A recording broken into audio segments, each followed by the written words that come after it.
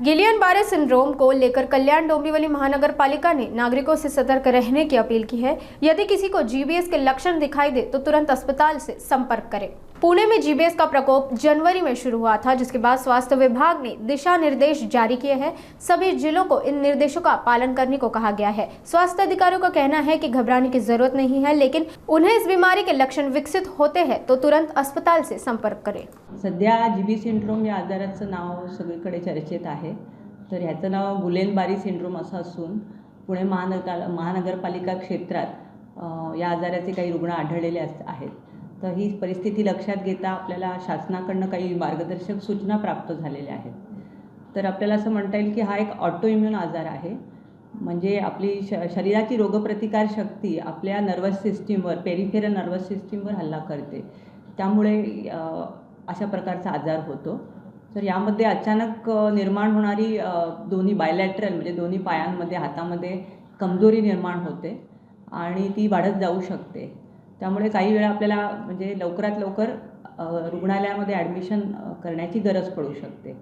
तर आपल्याला असं म्हणता येईल की या आजाराचं निश्चित कारण जरी माहिती नाही आहे सध्या, तर गेल्या काही 6 आठवड्यामध्ये जर काही संसर्ग झाला असेल, म्हणजे श्वसन मार्गाचा किंवा आपल्याला पोटाचे जे काही आजार होतात त्याचा संसर्ग असेल, तर त्याच्यामध्ये वेगवेगळ्या प्रकारचे व्हायरस आहेत, जसे कॅम्पॅलोबॅक्टर जेजुनी किंवा इन्फ्लुएन्झा व्हायरस, सायटोमेगॅलो व्हायरस।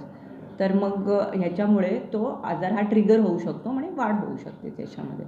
तर ही लक्षणं अशी आहेत की कमजोरी होऊ शकते आणि हा आजार सामान्यपणे बरा होऊ शकतो, पण काही प्रकरणांमध्ये त्याच्या रुग्णालयांमध्ये ॲडमिशनची गरज भासू शकते।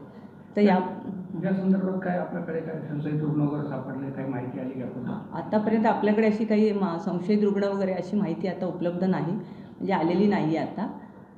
तरी आम्ही असं नागरिकांना आवाहन करतो की सर्व नागरिकांनी घाबरून जाऊ नये, पण आपण सतर्कता बाळगावी।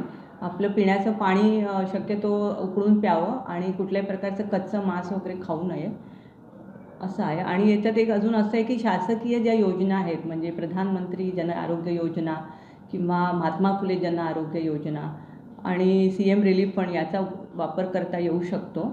आणि महात्मा फुले जन आरोग्य योजनेमध्ये ह्याच्यासाठी पॅकेज आहे, शासनाकडून उपलब्ध करून दिलेलं आहे। तर नागरिकांनी सतर्क राहावं आणि घाबरून जाऊ नये असे आम्ही आवाहन करतो।